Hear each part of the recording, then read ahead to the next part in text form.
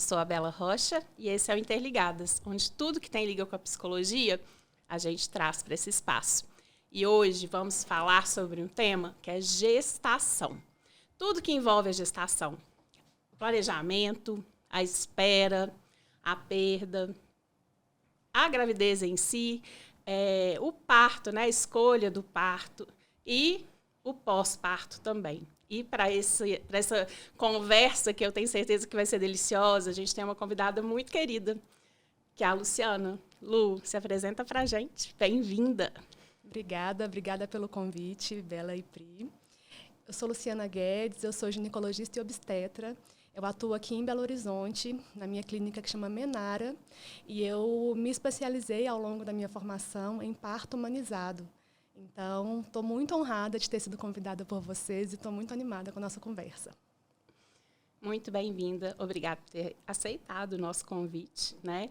E vamos começar a conversa por uma ordem cronológica. O que vocês acham?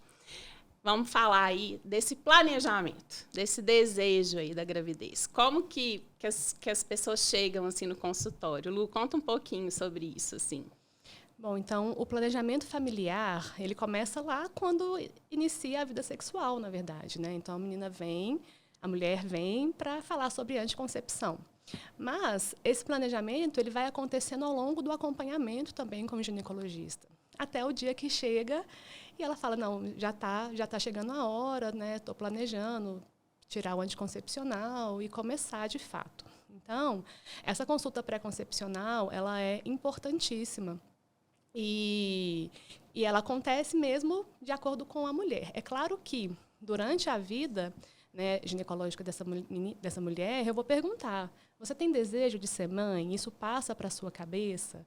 Né? E aí eu vou conversar algumas coisas sobre a fertilidade, né, sobre o tempo que a mulher tem, né, que infelizmente eu odeio falar isso, mas a mulher tem um tempo, né? E isso precisa ser falado. Né? Então, isso também faz parte do planejamento. Você deseja? Deseja. Então, vamos ver na sua vida quando que isso vai se encaixar. Né? E aí, chega um momento que, de fato, ela está ali pronta e a gente vai fazer exames, eu falo que a gente vai organizar a casa para a chegada desse embriãozinho, né? Dessa gestação. Mas será que, né, você falou assim, ela chega, aí vai chegar o momento dela estar pronta? Será que algum dia... Alguém está pronto? Alguém está pronto. Essa pergunta é excelente, né? Porque eu acho que essa preparação ela passa muito pela psicologia, assim, sim. Né? Então tem algumas mulheres não foi à toa que a gente claro, escolheu isso. E tem algumas mulheres, né, que às vezes eu falo assim, talvez a gente deveria trabalhar isso na psicologia. Isso é algo que eu falo frequentemente, né, nesse planejamento, né, e nesse tema, porque tem uma pressão social assim, gigantesca. Então, essa pergunta, quando eu falo, você quer ser mãe? Às vezes a mulher fala, quero, e já tem um plano na cabeça dela, porque eu acho que isso existe para muitas mulheres. Mas tem aquelas que, às vezes, que não querem ser mãe, que elas já falam se justificando. E eu falo assim, não, sem julgamento, eu só quero saber se isso está no seu, né, assim, no meu consultório, isso não existe esse julgamento. Mas a sociedade impõe isso demais da conta. Muito. Desde que a gente se vê como mulher, né? Uhum. Você já ficou? Você já beijou? Aí depois, você já tá namorando? E quando você vai casar? Uhum. E aí, você vai ter primeiro filho? Quando? Ah, mas tem que ser rápido, né? Porque a mulher não pode demorar muito para ter filho. Aí, quando você vai ter o segundo? Gente, não para. Não para. Essa cobrança é contínua na vida da mulher. E não vejo isso sendo dito para homens, né? Vamos deixar isso aqui também, né, bem claro que essa é pressão para a mulher, assim. Sim. Eu sou mãe de um menino. Esqueci até de falar isso. Eu sou mãe de menino, do Fred.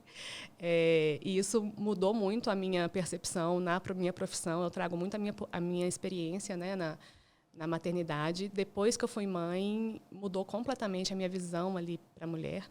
Mas eu brinco que Deus me deu um menino, não foi à toa, porque o meu mundo é muito feminino. Uhum. E eu observo muito a forma como o menino leva a vida. E é com muito mais leveza, né? Você falou da pressão e tudo mais que tem, Mas desde criança, gente, a menina pega uma boneca e é a mãe da boneca. Assim. A responsabilidade, né? Desde cedo. E eu não vejo isso no meu filho, assim, né? Essa pressão, ele tem 4 anos. Não existe para ele, né? Assim. Eu nem vou nem falar de pressão, né, quando de criança, mas assim, não existe nem esse vocabulário. Não existe nem essas perguntas, essas palavras, né? E aí é bom pegar o link do episódio anterior, né? Que quem não assistiu precisa assistir para entender favor. essa estrutura aí, né? Por como que ela funciona. Falamos aí dessa pressão, né? E eu já não sei se é a hora certa, mas eu quero trazer, né? 2 frases que sempre foi colocado, uma antes de eu ser mãe e outra depois. Que eu falo que ela carrega um nível de maldade, assim, né? Eu lembro que uma época, eu amo a minha filha, tá? Eu quero deixar isso claro para não ter polêmica. Amo a minha filha. Ela foi planejada, mas eu ficaria muito bem se eu não tivesse filho. Né? Eu sou uma pessoa muito, talvez, bem resolvida nesse sentido. E eu seria feliz sem filho. Mas uma vez eu estava até no círculo de trabalho e escutei assim, uma mulher só é completa se ela for mãe. Gente, as que não podem, né? Ou seja, não vão ser completas nunca. Não, isso é um absurdo. E eu vejo, assim, eu tenho recebido, né, assim, mulheres mais novas, de uma geração mais de uma outra geração, né, de uma geração mais nova. E talvez, eu acho que isso está mudando um pouquinho. Eu acho que hoje as meninas, elas já têm mais essa percepção de que elas não são obrigadas, né? Assim, eu acho que nós, como sociedade, estamos evoluindo, né? Mas essa frase, ela ainda é muito comum e tem muita maldade. Sabe por quê? A pessoa que fala isso, ela não sabe se você quer muito ter filho, se você está tentando. Se você está tentando, se você já teve perda. Acabou de ter uma perda, sabe? Então, gente, são pressões que normalmente vêm de mulheres. E assim, é muita maldade mesmo. Não deveria acontecer, embora aconteça muito. Porque parece que a gente está sempre no tempo errado, né? Se tem filho mais nova, teve nova demais. Se teve filho mais velha, tá velha demais. Se escolhe não ter, tá errado. Né? Como se não tivesse lugar para essa mulher. Né? Assim, tudo que você fizer parte do pressuposto que tá errado. Sim. Você sempre está devendo alguma coisa. Né? E aí, agora, eu estou na fase... Meu filho está com 4 anos. E aí, não vai ter irmãozinho? Assim, gente, isso... Assim, as pessoas nunca estão satisfeitas. E agora eu já assumi que vai ser filho único. E aí, o tal do filho único... Nós somos mães de filhos únicos aqui, né? Nossa, você vai fazer isso com seu filho? E isso bate para mim no lugar do tipo assim, eu quero o melhor para o meu filho. Eu amo ele com todo o meu coração. E por isso a gente escolheu, eu e meu marido, não ter outro. Mas bate num lugar assim, você vai fazer isso com seu filho. Ou então outra frase que me magoa muito, que é, porque a sua profissão demanda demais. Como se tivesse uma justificativa, assim. Você tá perdoada porque a sua profissão, sabe? E o seu desejo? O meu eu desejo. não quero ter outro filho. Isso. Por que isso parece que ofende as pessoas, né? Eu fico pensando, até assim, é um barulho tão grande social, e em todos os aspectos, né? Seja no trabalho, na família, nos amigos, assim, como até a gente, enquanto mulher, né, assim, consegue realmente ouvir o seu próprio desejo. Isso. Porque, assim, até onde aquela escolha realmente é sua, porque, assim, é tanto barulho ao redor, assim, Deus, assim, da gente se dar esse tempo, e talvez num consultório, seja de uma psicóloga, ou seja de uma médica, ginecologista obstetra, assim, como eu colocar realmente, me escutar e verbalizar o meu desejo, independente de todo barulho. Exatamente. E trazendo um pouquinho mais da minha experiência, né? Mas essa escolha do filho único, para mim, ela passou muito por isso, porque na minha mente, nos planos que eu fazia ao longo da minha vida, sempre teve 2 filhos. Por quê? Sempre teve. E mas sua família que é grande, né? Exato, eu sou a 4ª, né? Então, assim, isso bate também. Então você não vai dar irmãos para os seus filhos? Para o seu filho, você não gosta de ter irmão? Gente, é claro que eu gosto de ter irmão. Inclusive, se minha mãe decidisse ter só um, eu não existiria, né? Mas, enfim. E aí, eu comecei... Depois que Fred nasceu, e aí vinha aquela... Porque eu tive ele com 35. E aí vinha aquela coisa, não, então eu preciso ter ele com 38, não sei, precisava me organizar e tal para essa próxima gestação. E aí eu comecei a pensar, mas isso é o meu desejo mesmo? Ou isso é aquela família perfeita que foi construída, né, no nosso imaginário, de que é 2 filhos e um cachorro, né? O ter que, né? Ter que. E foi nisso aí que eu consegui, para mim, tô falando de mim agora, né? Tirar um pouco da voz do que os outros esperam da gente e colocar o meu desejo nisso.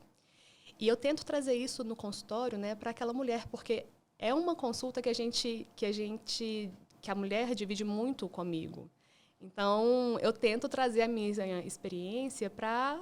É claro que cada um é único, individual, mas que às vezes o exemplo do que eu vivi vai trazer para ela a possibilidade também, de encontrar o seu desejo e entender, não, eu vou fazer o que, né, está para mim e tal. Então, a gente tem a segunda frase, que eu falei 2, mas depois eu vou trazer, não é a hora certa, mas falando da questão que a gente trouxe um pedacinho aqui sobre perda. Eu acho que é importante também a gente conversar sobre isso, porque o luto, ele, por si só, é muito solitário.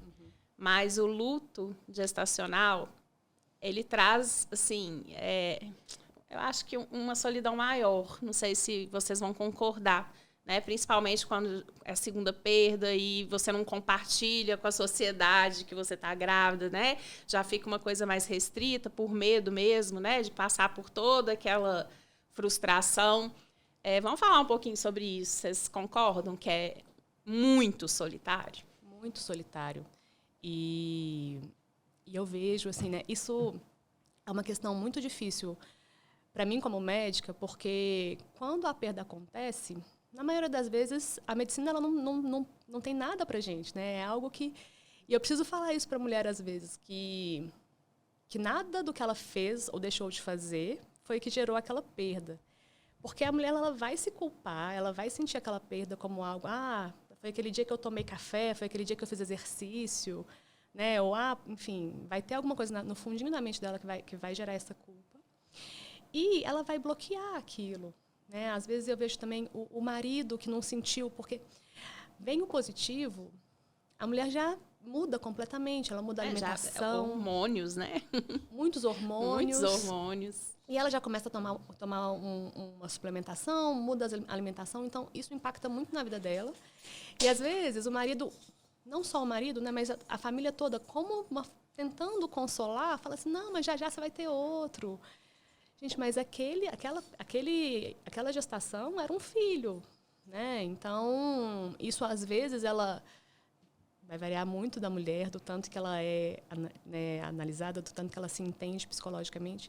Mas muitas vezes ela vai enterrar aquilo bem longe, né? Vai guardar aquilo bem escondido. E muitas vezes isso retorna numa próxima gestação, né? Em que ela vai sentir muito aquele medo. E no meu acompanhamento eu acho isso muito interessante de ver, que ao longo dos 9 meses eu vou conhecendo aquela mulher, aquele casal, né? Mas eu vou vendo muito bem a psicologia daquela mulher. E no trabalho de parto, quando é parto normal, essa psicologia ela fica escancarada, assim. Então você não consegue, no momento da dor do trabalho de parto, né? Você não consegue bloquear suas questões psicológicas ali. Então, e isso, muitas vezes, na mulher que já teve uma perda, ela vem ali. Então, aquela mulher que não... Por exemplo, um exemplo que já aconteceu. Ela não fazia... Estava lá com 10 centímetros, ela não deixava aquele neném sair, sabe? Ela segurava tanto aquele neném que, por causa daquela perda... E aí, eu olhei para ela e falei assim, tá tudo bem, o seu neném vai sair agora e ele vai vir pro seu colo, sabe? Esse bebezinho seu existe. Então, é um luto muito silencioso e muitas vezes você vai precisar, como a maioria do luto, né, de tempo para processar aquilo e para, né, entender aquela dor. E tem que ter um respeito, como você falou mesmo, assim, ao luto, porque parece que é um luto menor. Eu acho que é mais solitário, Bela, eu concordo contigo, porque parece que assim... Não, mas aí vem aquela... Eu sei, tá, gente, que todo mundo faz isso, querendo o melhor. Ninguém faz isso assim. Eu acredito, tá, que faz por maldade. Assim, você ainda é nova, vai ter outro. Daqui a pouco vem... Foi melhor assim, Deus quis assim. E faz isso para tentar consolar. Mas, assim, a gente não faria isso, eu acredito, né? Se a criança tivesse nascido e falecido. Tipo assim, conviveu com aquela criança e a criança tivesse falecido depois. Era totalmente diferente, né? Assim, mas é tudo um luto para aquela mãe.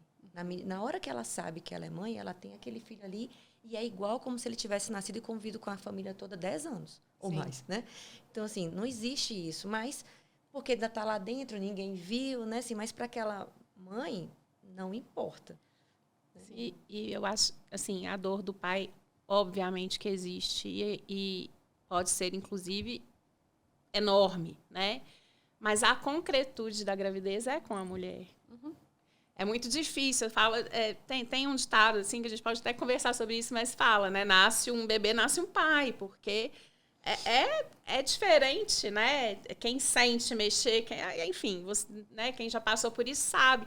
É muito individual mesmo, é muito ali, né? Simbiótico para a mulher. E o homem, querendo ou não, eu acho que fica num papel de não entendimento real dessa dor, sabe? Porque, assim, para a mãe, vamos pensar, até biológico, né? Físico. Para o pai, é emocional. Sim. Porque é lógico, não vou falar, né? Assim, tem pai que acompanha tudo desde o comecinho, vai em todos os exames, e cada um, gente, sem julgamento, faz o que dá e faz o que pode e o que quer. Ok. Mas, assim, ele não tem como a gente descrever. Não tem. Não tem. O homem sente diferente, né? Sente diferente. E, assim, eu não quis em momento nenhum minimizar o sentimento do homem de jeito nenhum. Eles, na minha vivência, o homem está sempre muito empenhado e muito presente ali, né? De jeito nenhum. Mas é porque, ainda mais que a gente está falando aqui de uma perda precoce. Precoce, né? sim. Antes ali das 12 semanas. Onde muita gente, às vezes, nem sabe ainda dessa gestação, né? Então, aquele vínculo com o bebê, ele acaba que ele é mais da mulher mesmo. E eu acho que num relacionamento saudável, né, é até importante que tenha essa praticidade do homem para ajudar a mulher a lidar com aquilo. Né? Mas são frases que, às vezes, batem de uma forma errada, assim, de uma forma ruim, né, para a mulher. E a espera? A gravidez em si. Os hormônios ali, né? Muda tudo, né, gente? Tudo. São fases de mudança, assim. E vamos falar sobre essa mudança física, essa química. gestação real, né? Assim. Eu falo isso quase todo dia da minha vida, que não é à toa que a gente tem 9 meses de gravidez. O bebê precisa, claro, desse tempo para desenvolver, mas a mulher ela precisa desse tempo para se acostumar com a gestação. Então, a gente separa em trimestres. E esses trimestres, eles são, emocionalmente também falando, diferentes. Então, o primeiro trimestre tende a ser um trimestre mais turbulento. Então, muitas sensações diferentes, um aumento hormonal, né, que gera sintomas físicos mesmo. Então, enjoo, sono, às vezes até uma mudança de humor. E aí a mulher ela tem que lidar com essa ambivalência, né? Da alegria de estar grávida e com aquela sensação de, meu Deus do céu, eu vou passar fugir, 9 meses assim, pelo amor de Deus. É isso mesmo? É isso? Era isso. E ao mesmo tempo que ela se sente mal, ela se sente culpada porque ela queria muito aquela... Então, assim, é um momento, eu vejo... É claro que tudo na sua individualidade. Tem mulheres que não têm sintoma, não passam por isso. Mas eu vejo as mulheres sentindo... E eu me identifico demais porque eu fui essa pessoa. Gente, eu passei muito mal. Não conseguia fazer as minhas atividades, eu sentia muito sono. E é uma sensação muito doida. Que loucura é essa que está acontecendo comigo? E os 9 meses, eles parecem uma eternidade muitas vezes, né? Então, o primeiro trimestre eu vejo muito assim. Chega o segundo trimestre, dá uma acalmada. Então, já passaram ali 3 meses, a mulher já começa... Eu acho que o período de medo também maior é ali, né? Sim, né? Então, neném foi. Então, agora eu posso falar para todo mundo. E no corpo também, né? Então, o primeiro trimestre, às vezes, isso é uma fala que eu escuto demais. Porque o neném tem 2 milímetros e minhas roupas não cabem mais. Porque tem muitas mudanças fisiológicas ali, de aumento das alças intestinais, enfim, tem muitas mudanças que mudam muito o corpo da mulher. Então, essa mudança física no corpo, ela é muito impactante. E E, às vezes, é importante que você lembre aquela mulher ela sabe que algo incrível está acontecendo no corpo dela. Mas se você olhar no espelho e suas roupas não servirem, essa mudança da identidade ali, ela é muito impactante. E aí chega o segundo trimestre, a barriga começa a aparecer, o neném começa a mexer. Então, aquilo começa a valer a pena. Justifica a mudança sacrifício. do não fechamento da calça jeans, né? Eu lembro que eu usava uma gominha, assim, ó. Não, porque a calça servia, o zíper coisava, mas o botão ficava aberto. Não, e aquela coisa de ter um tanto de roupa, literalmente, no guarda-roupa, e nada serve. É assim, né? Mas então, no segundo trimestre, aquilo vem, e aí começa a questão do parto.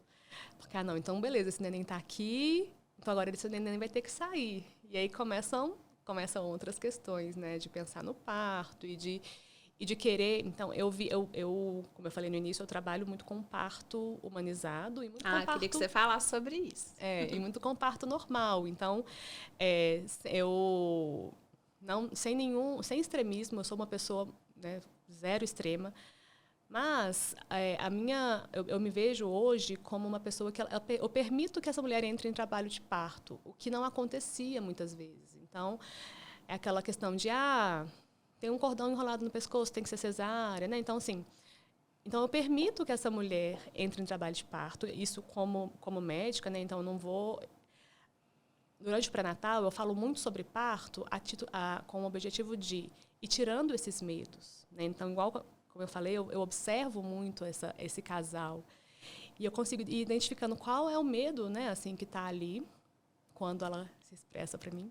E eu vou dando informações. Então, a minha função em relação ao parto ali é muito de dar informação de qualidade, tentar tirar um pouco do medo, porque eu acredito que, para combater medo, a gente precisa de informação de qualidade. Claro, ter uma assistência, né, que te deixa seguro, claro, mas a informação, ela te empodera, né? E aí, no trabalho de parto, não existe nada mais imprevisível do que parto.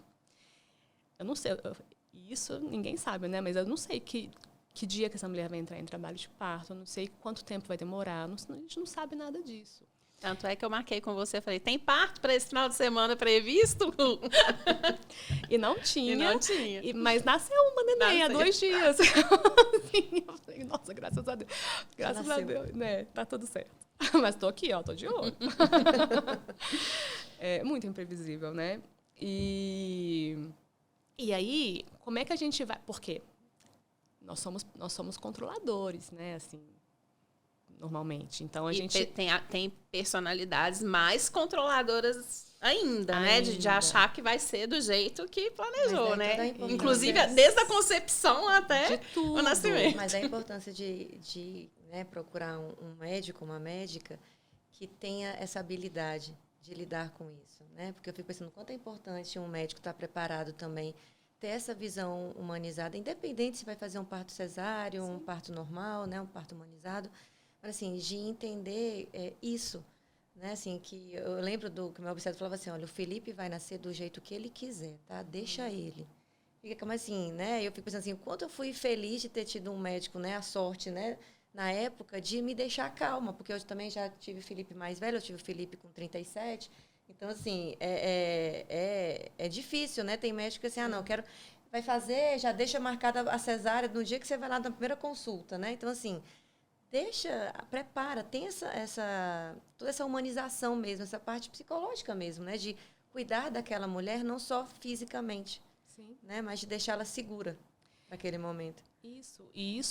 Essa segurança, ela vai impactar em tudo. Então, uma experiência traumática de parto, eu não digo traumática de aconteceu alguma coisa com o neném, médico, de acontecer alguma coisa com a mãe. Digo emocionalmente. Gente, é o momento mais vulnerável da vida da mulher. Assim, qualquer coisa que você falar com aquela mulher que você vai fazer, eu como médica, ela vai aceitar, faz o que você quiser. Assim. Então, é um momento muito vulnerável. Então, essa experiência, se for uma experiência negativa, isso vai impactar no pós-parto, isso vai impactar na relação dessa mãe com esse neném.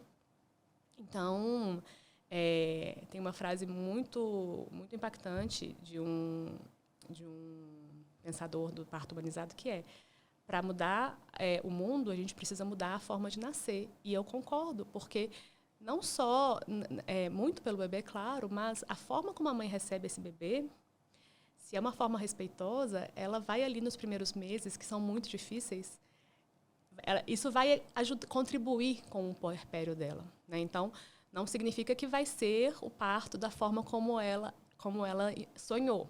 Na maior parte das vezes não é, né? Como você sonhou.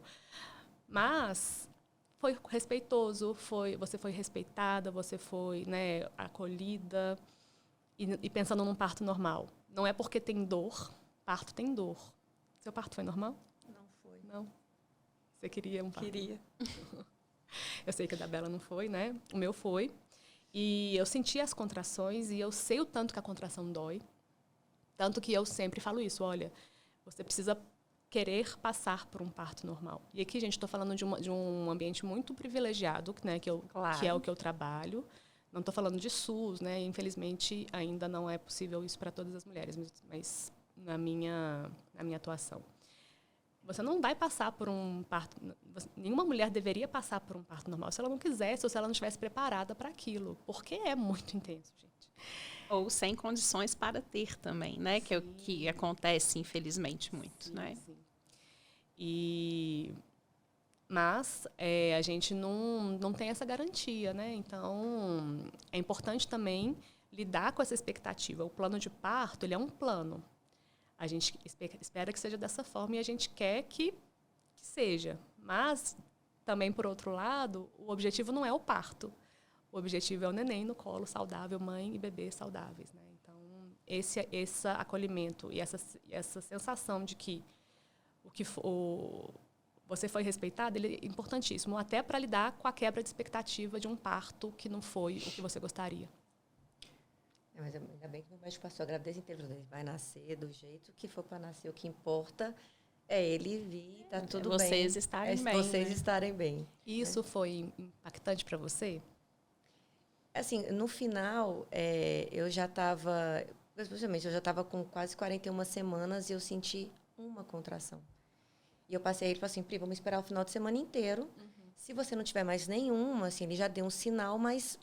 Aí eu falei assim: não vamos correr risco. Eu sempre, a minha gravidez foi assim, eu tinha muito medo, né? Minha mãe quase morreu do meu parto. Nossa. Então, assim, foi muito engraçado assim agora, né, gente? Na época eu falei assim: eu deixei todas as minhas senhas de banco, meu seguro de vida, todos os papéis. É sério, eu tenho isso até hoje. Eu fiz uma pastinha, fiz 2 cópias, dei uma para minha mãe e dei uma para o meu marido. E falei: se eu morrer, gente, tá aqui, já tem um seguro de vida para o Felipe, já tem... E a mãe: pelo amor de Deus, eu falei: você tá indo para a maternidade agora. Eu falei assim: só por precaução, né? Então eu tinha muito isso. O médico falou assim: Pri, para não correr risco, eu falei assim: para não correr risco, ok, vamos fazer o que tiver que fazer para não correr risco. Ué. Porque eu tinha muito medo, né? Hoje aconteceu a mesma coisa que quase que aconteceu com a minha mãe, né? Ou aconteceu alguma coisa com ele, com o Felipe. Então, por isso que eu falei assim: eu senti uma condição, não senti mais nada. Assim, ok, monitoramos no final de semana. Ainda esperei segunda-feira. Ele falou: Pri, agora não. Vamos terça-feira pode ir para a maternidade. Vamos marcar tudo para você. Foi assim, mas assim, só não foi... Eu fiquei muito triste não ter tido normal, me preparei. Eu fiz pilates, gente, uma gravidez inteira. Fiz exercício para ter o parto normal. Sim. Mas ok, ele nasceu, o que importa, era lindo e maravilhoso, né? Isso. É o que importa. Olha o peso, né, gente, que tem uma assistência. Então, a sua mãe viveu uma experiência e isso impactou, com certeza, em toda a sua gestação e todas as suas questões em relação ao parto. É uma responsabilidade muito grande, né? Vamos lá, né? Relatos. Vamos relatar. Vocês estavam conversando e me veio aqui, talvez eu me emocione, porque sempre que eu falo disso eu me emociono. Mas gravidez versus produtividade no mercado de trabalho, né?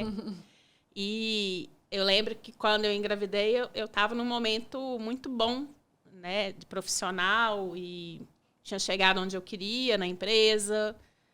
E veio a gravidez e o medo de perder essa posição. Não posição de status, posição que eu conquistei, né, profissionalmente. Né? Porque é bom esclarecer, né? Porque não é uma questão de status. E eu não me permiti estar grávida. Eu produzia. produzia. Eu acho que eu não me permiti enjoar. Nem ter sono. Sim. Calma, que você vai entender por que eu vou me emocionar.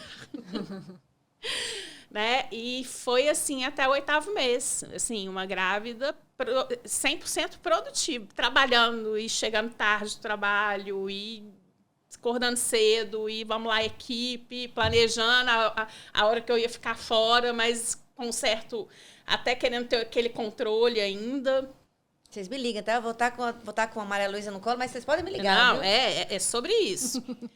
E no 8º mês, no dia do meu aniversário, eu quebrei meu pé. A Lu lembra disso, só para falar, porque a Lu é minha cunhada, Isso. tá, gente? Eu quebrei meu pé. Você não se parou, teu corpo te parou, hein? E foi isso. Eu lembro que eu tava... Aí começa a me emocionar. Eu cheguei no hospital e eu virei pro médico. Ele falou assim, não, porque não tem jeito de engessar e tal, você vai ter que ficar de repouso. Eu falei, não, você vai me dar... amanhã eu tenho que trabalhar, eu tenho uma reunião importante.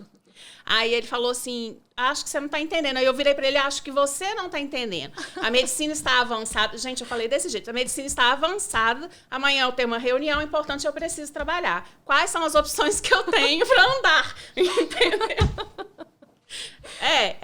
Rindo, nível, mas foi nível. neste nível. Foi neste nível. E aí ele também me deu uma, né? Eu dei e ele foi e falou, olha, acho que quem não está entendendo novamente é você, que até você ter o seu bebê, você vai ficar na cama de repouso.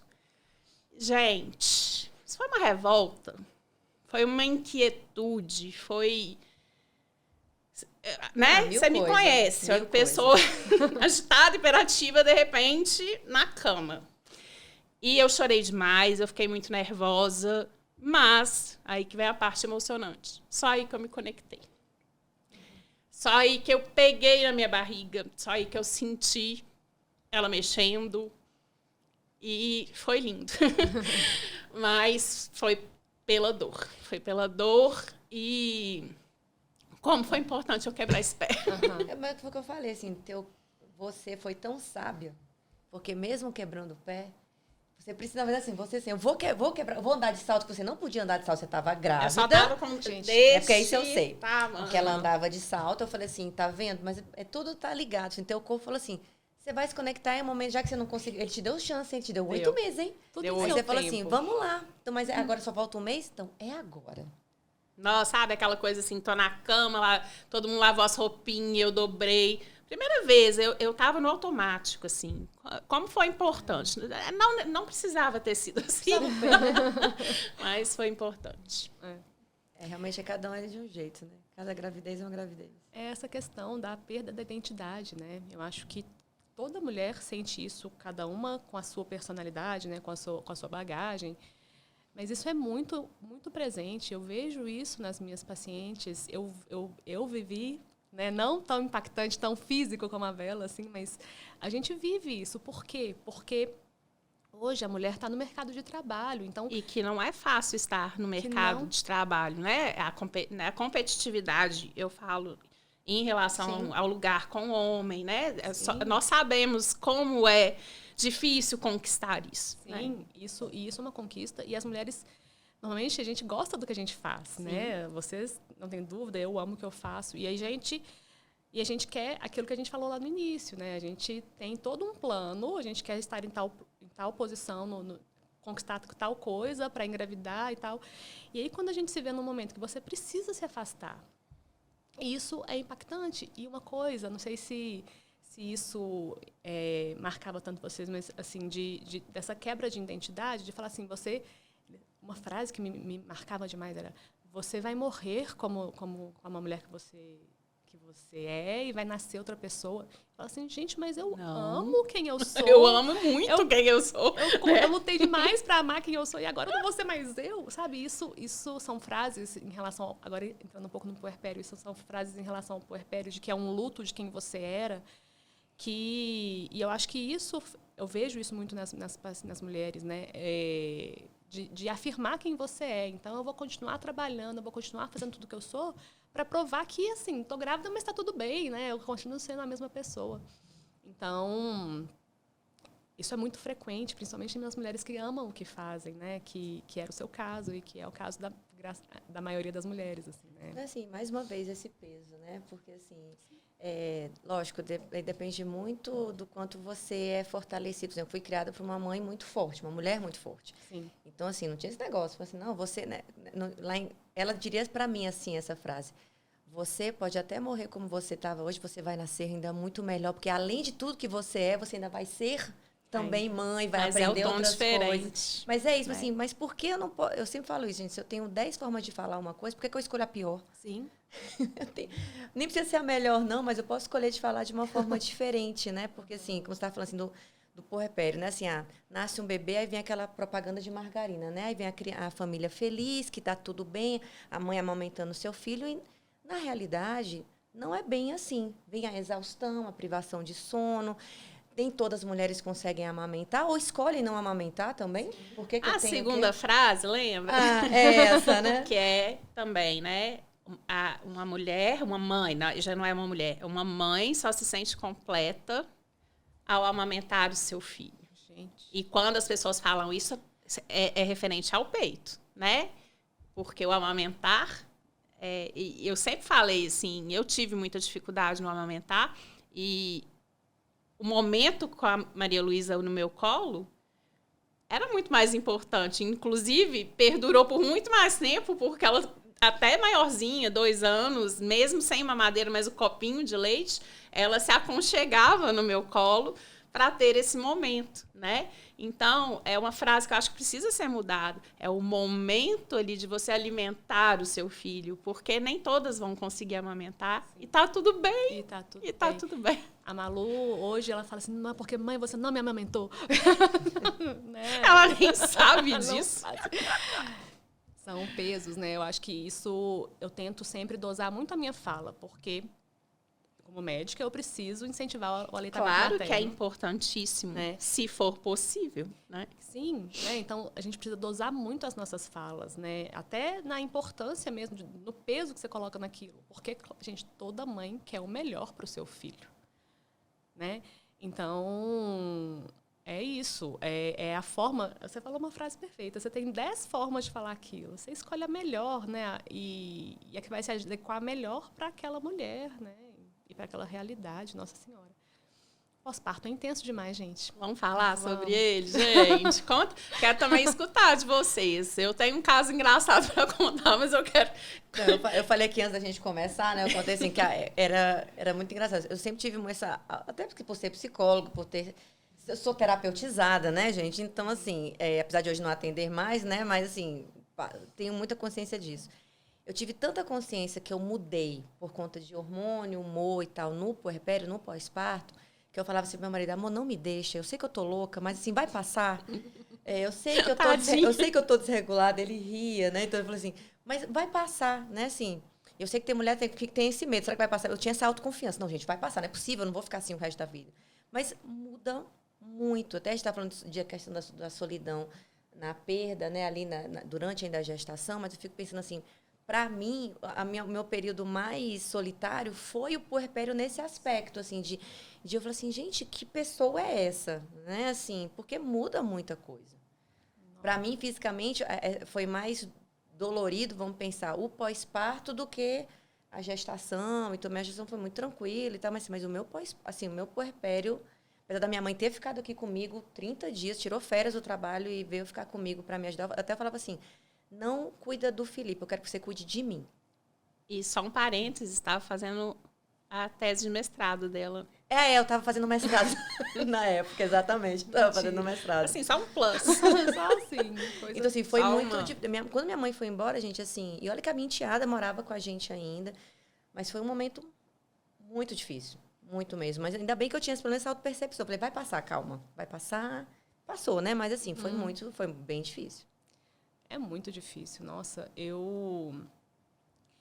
na época, a gente fazia lá na clínica que eu trabalhava um curso de parto. Então, cada uma das das obstetras ficava responsável por um tema. E o meu tema, durante a gravidez, né, até no período da gravidez, era o puerpério. Então, eu falava sobre pós-parto, sobre baby blues, sobre depressão pós-parto. professora. Especialista. Especialista, gente. E aí, eu vivi o parto, foi um parto normal, como eu queria. E aí, aqueles primeiros dias, era uma sensação tão gostosa de... Aquela ocitocina, né? Uma chuva de ocitocina. Eu me senti poderosíssima, muito feliz, tarará. E eu consegui sentir essa ocitocina caindo, assim, com 5 dias. Que é quando, para mim, caiu a ficha daquele bebê. Então, do que era a privação de sono, da dificuldade que era amamentar. Eu amamentei, mas porque eu acho que eu persisti demais daquilo. Eu amamentei com dor até 3 meses, assim. E Fred, ele ficava no meu peito quase que 24 horas. Ele só dormia no colo. Foi muito intenso. Então, eu me via ali naqueles dias que eles se emendavam. Um dia emendava com a noite, que emendava com o dia. E eu falava muito isso, né? Que eu dei muito... Que isso, gente? Eu dou plantão. Tá tudo bem. Eu sei lidar com privação de sono. Mas o plantão, você vai para casa e dorme. Ai, meu Deus. E quando eu me vi achando que plantão era melhor do que aquilo, a culpa que eu sentia. Né? Então, me dá 10 plantões, mas não me dá 10 dias assim, né? Gente, porque, né, é a sua vida. Então, essa adaptação da realidade de ter um bebê foi muito impactante para mim. E eu tive o baby blues. E tem um caso muito engraçado, né, no meio do caos, que foi uma época... Ela foi lá em casa e eu só chorava. Eu via as pessoas, eu chorava. O pessoal que não sabe, o que é baby blues? Baby blues. Então, é muito, muito importante, né, essa diferenciação. Quando nasce o bebê, sai a placenta, então a gente tem uma queda hormonal, que foi isso que eu falei que eu senti, né? Obrigada por me lembrar que eu preciso explicar as coisas. Então, tem uma queda de progesterona importante, uma queda de estrogênio e uma dança hormonal. Então, biologicamente, 2 semanas após o pós-parto, a mulher é como se fosse uma grande TPM. Então, uma TPM-zona, assim. Claro que não são todas as mulheres que vão sentir, mas são sintomas bem semelhantes a uma depressão. Então, choro fácil, irritabilidade, às vezes até uma inapetência, uma dificuldade de dormir, uma insônia, né, ali. Mas é passageiro. Então, como é que a gente vai diferenciar um baby blues de uma depressão pós-parto? É pelo tempo. Então, ali nos primeiros dias do pós-parto, essa adaptação, né? Então, é muito comum disso acontecer e, em geral, é algo transitório, passageiro. E se prolonga demais, mais de 2 semanas, e se acrescentam aí outros sintomas, né, de dificuldade de conexão com o bebê, porque normalmente... Ideações ali também, né? Isso. Quer dizer, é importante a gente falar, porque isso acontece, né? Ideações mesmo ali de morte, inclusive do bebê, né? Do bebê. É pesado, mas é real. Sim.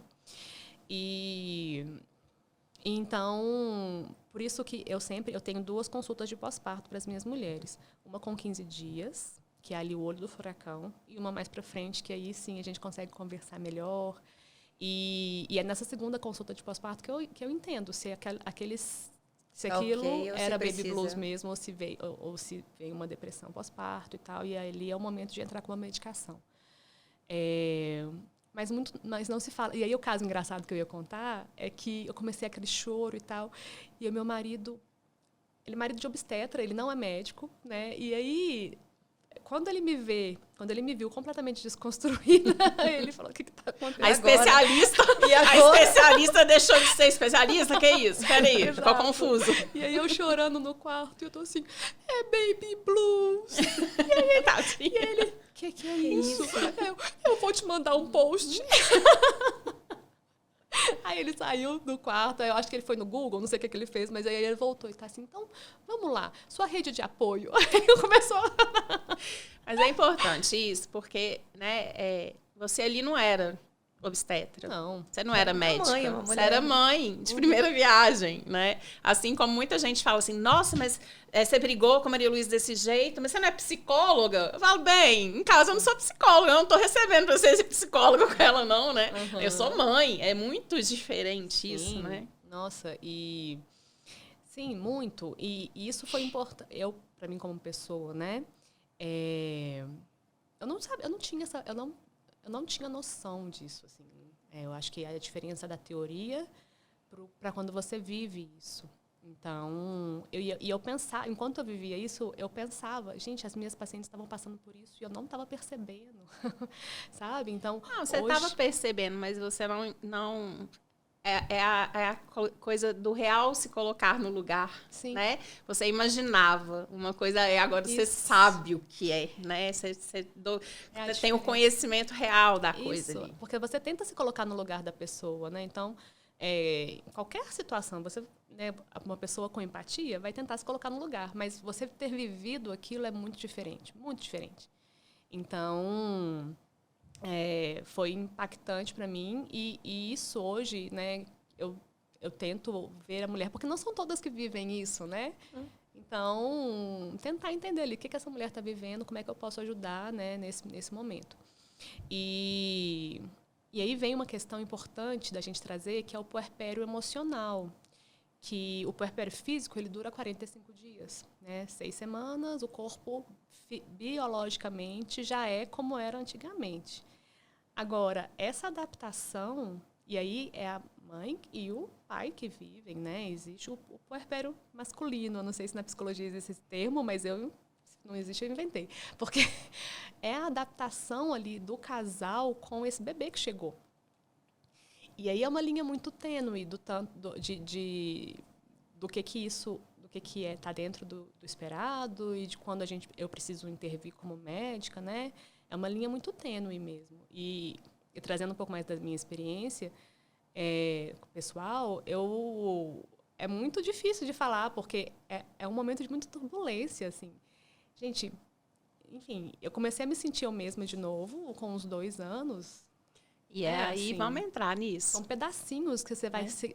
Vamos entrar nisso, porque a gente estava brincando aqui antes, né, do podcast começar, que eu contei que o filho da Pri, ele hoje me chama, e propositalmente, que eu acho muito fofo, de mãe da Malu. Ele não fala meu nome. É oi, mãe da Malu. E ainda fala assim, oi, mãe da Malu. Adoro. Mas durante muito tempo eu deixei de ser a Isabela, eu deixei de ser a Bela. Eu era a mãe da Malu para todo mundo, né? E aí, perder essa identidade. E assim, olha que isso eu não permitia muito que isso fosse perdido, não. A Lu, o que eu fiz? Que eu estava fazendo 7 horas da manhã quando você entrou no hospital? Foi a primeira pessoa a me visitar. Você estava se arrumando. Eu estava me arrumando, estava me maquiando. Eu nunca acordei um dia sem fazer aquilo que eu gosto. Porque eu não me maquiei para outro, eu gosto eu falo assim, né? Do blush e tal. É uma coisa que eu gosto de fazer para mim, né? Mas muitas mulheres... se perdem nisso, né? Eu falo que eu tenho uma birra do pijama, porque começa a perder a identidade aí. Assim, aí é uma opinião bem, bem minha, sabe? Por que você teve bebê, você tem que ficar de pijama 24 horas? Tá, é confortável? Mas começa aí, eu acho. Sabe? A perda da identidade. Não sei. Ok, aí, vamos lá. Porque, assim, é interessante, mais uma vez, né? E daí do fortalecimento. E por que a gente está trazendo esse tema também, né, Bela, para o podcast? Porque, assim, tem tudo a ver com a psicologia, desse fortalecimento mesmo de cada mulher, né? Porque eu queria ficar confortável, mas sabe qual era o meu pensamento? Assim, não, eu vou agora comprar algumas camisas, porque eu ainda bem pude amamentar Felipe. Foi difícil no começo, mas depois, ok. Eu vou comprar blusas que eu consiga desabotoar aqui, ou que sejam mais práticas, mas vou me vestir, não vou ficar de pijama. Eu acordava de manhã, tomava banho, me arrumava e tinha roupas adaptadas para a minha nova, vamos pensar assim, minha nova identidade. Eu acumulei mais um papel, né? Eu não vou colocar papéis, coisa de zíper atrás, né? Porque como é que eu vou ter que me despir para poder aumentar na rua, né? Mas assim, vou comprar roupas que eu me adapto, um vestido bacana, mas que tenha botões, uma blusa diferente, mas que seja mais fácil, ou com elástico e tal. Mas por quê? Porque eu tinha muito essa consciência, né? Quando a gente não para ter essa questão do autoconhecimento, né? Pensar em si mesmo.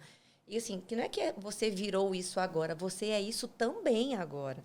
Né? Assim, não é que você vai também botar isso de lado. É importante, é mais um papel que você ocupa, mas não é só esse. Né? Eu tinha que depois atender telefone, todo mundo foi lá visitar a Felipe, eu tinha que receber as pessoas também, depois eu voltei a trabalhar, enfim. Então, assim, acho que é isso, não é você deixar de ser quem você é você ser isso também. é o mais, né? É um papel agora a mais. é um a mais. É um papel a mais. E eu acho que é uma transição muito abrupta. No final da gestação, a maior parte das mulheres estão se achando lindas. E elas estão lindas mesmo, né? Aquele barrigão, aquele cabelo lindo e tal. E todo mundo te vê e fala, nossa, como você está linda, né? Então, é um momento muito gostoso. O terceiro trimestre tem os seus incômodos, mas isso é muito legal. É o que a gente vê no Instagram, né? Da grávida, é o que a gente imagina, que é aquela grávida com um glow maravilhosa e tal. E aí você passa desse momento para um momento em que o seu corpo está completamente né, assim, diferente, desfigurado mesmo. Então, você tem o peito vazando o tempo todo, mesmo que você não tenha amamentado, o peito vaza, né, a roupa mancha, a barriga que fica flácida, claro, porque ela estava cheia, agora ela está vazia. Né? Uma cicatriz, seja na barriga mesmo de cesariana ou de pontos. Então, assim, a mulher ela não se identifica mais no seu próprio corpo. E aí isso vai pegar para cada uma de acordo com o que é importante para ela, né? Então, assim, eu tinha, para mim, meu poder era o cabelo. Então, eu falava assim, eu não vou ser essa mãe que faz o coque. Mas é sobre isso, né? Cada uma vai tentar se reencontrar. Isso. Né? O meu é o blush, o seu é o coque, a Pri a camisa ali. Mas é sobre isso, né? Eu falo importante. isso no momento da alta, eu falo isso. Eu mando até por escrito para a mulher. Para você entender uma coisa que é importante para você. Porque aí o que eu fazia? Eu pegava a maior soneca do Fred ali, que era umas 2 horas, aí eu lavava meu cabelo, arrumava, e aí era o meu momento. Sua conexão com você. Minha conexão comigo. E aí para cada mulher vai ser uma coisa, vai ser fazer uma unha, vai ser... E aí vai ter a mulher que vai gostar de ficar de pijama. E tá tudo bem, mas ela precisa ter o momento em que ela se olha e se reconecta. Se cuida, né? E se cuida. Por quê, gente? Porque não vai ser só ali 1-2 meses. Vai ser a vida toda. A vida toda. Né? É o pra sempre. Isso, agora no Dia das Mães, eu sou muito reflexiva nessas questões. E eu não concordo com a frase que nasce um bebê, nasce uma mãe. Você vai se construindo, né? Você vai se construindo. O parto, ele é uma quebra, eu vejo que é uma quebra, e você vai se reconstruindo. Então, algumas coisas fazem sentido, você coloca de novo em você, outras não, você abre mão, então as suas prioridades vão mudando. Então, o puerpério, hoje, para mim, 4 anos de distância, eu vejo dessa forma. E o mais importante, né, disso tudo é porque é um momento solitário. Muitas vezes você não consegue verbalizar que você está se passando por isso. E o que as pessoas em volta, né, e aí eu acho que é o que a gente pode fazer, é olhar para essa mulher e entender. Então, tipo assim, eu quero ajudar essa mulher que está... Isso agora eu estou falando para você que tem uma mulher de pós-parto aí perto de você. E aí eu vou entender, o que ela quer que eu faça? Eu quero que eu vou lá, eu vou fazer o que por ela? Eu vou arrumar a casa, eu vou fazer uma comida? Né? Você lembra o que você fez para mim? Uma lasanha. Foi isso? Não, vocês levaram uma pizza. Levamos uma pizza. domingo que eu tava lá, sozinha. Comida. Né? Vocês chegaram com uma pizza, foi uma alegria, né? É um cuidado, é um carinho, né? É sobre isso. Né? Sim. E uma coisa que eu sentia muito era que você se sente esquecida.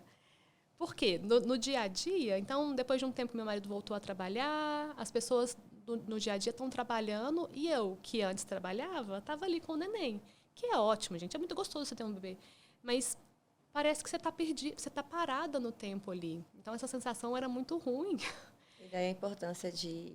Né, até a gente está partindo para o finalzinho já, mas a gente tinha que falar sobre isso, que é sobre rede de apoio. Sim. Mesmo, né? Enfim, uma responsabilidade coletiva ali, né? Não é responsabilidade da mãe, né? Que gestou, tal, que amamentou ou não, enfim, que alimentou o seu filho. Não é só dela, apesar dela estar lá a maior parte do tempo naquele período que é necessário até para o desenvolvimento do bebê, para ele até você poder depois ter uma pessoa em casa, a família, ou colocar numa escola, enfim. Mas precisa, né? Assim, é uma comunidade, né? Tem um provérbio africano que fala que precisa de uma aldeia para criar uma criança, né? Então, assim, vamos lembrar disso, mas né? perdemos a aldeia, né? No sentido do crescimento familiar, né? Nós mesmos só temos mas um filho. A aldeia... Não, mas é a importância de se conectar com amigos, Isso. né? Com vizinhos. Sim, Porque sozinho não tem como. não dá. E hoje a gente tem a tecnologia do podcast, né? Então, de outras tecnologias, claro, mas embora você muitas vezes não tenha a conexão física ali da aldeia, da pessoa, uma que vai chegar e limpar a casa, outra vai chegar e fazer comida, talvez isso não tenha, mas tem a conexão de... Teve um podcast que foi muito importante para mim, que é aquele 1001 Tretas. Ele começou junto com elas estavam, a gente viveu juntas ali aquilo. E aí eu escutava e falava, gente, elas estão passando pela mesma coisa que eu. Então, cada uma na sua individualidade, mas você saber que outras mulheres estão passando pela mesma coisa, né? Então, acho que hoje a gente tem essa vila, talvez online, né? Mas que cumpre o objetivo também.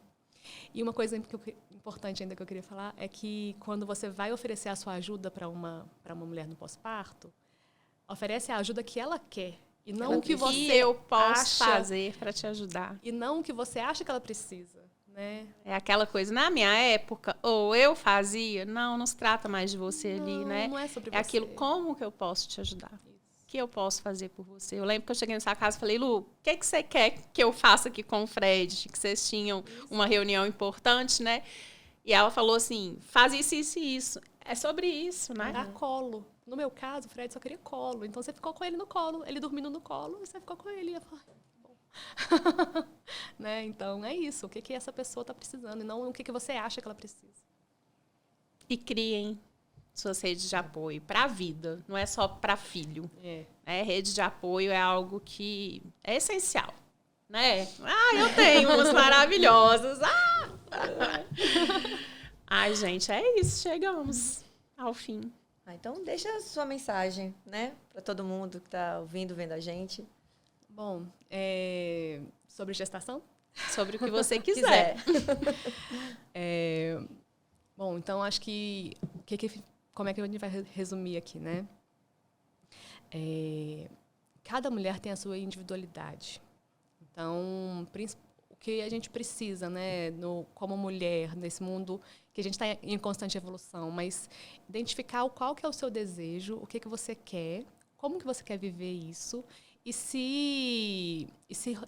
ter ao seu redor pessoas que compactuam com isso. Então, selecionar a sua rede, né, os seus profissionais, tanto psicólogos como médicos, enfermeiros, então pessoas. Eu acho que o que a gente precisa nesse mundo são de pessoas com os mesmos valores e os mesmos objetivos que a gente. Bela? E se informe, né, informação. Não, quero só reforçar também a importância da psicologia nesse processo, né? Acho que passar por tudo isso sozinha não faz sentido. Vocês podem ter essa ajuda, né? A mulher pode contar com essa ajuda, né? No espaço da terapia. É para isso que a terapia está aí, né? Quero só reforçar essa importância aí da psicologia. Obrigada, Bela, parceira de sempre. E para você que está ouvindo, vendo a gente, né? Se fez sentido para você, né? Curta, compartilhe com pessoas, né? Não só para as mães, mas para as famílias, uma vez que temos uma sociedade inteira, né? Eu vou até complementar o provérbio africano que eu falei, né? Precisa de uma aldeia para criar uma criança, precisa de uma sociedade para sustentar emocionalmente e fisicamente essa maternidade. Não que todos juntos vamos conseguir. Obrigada.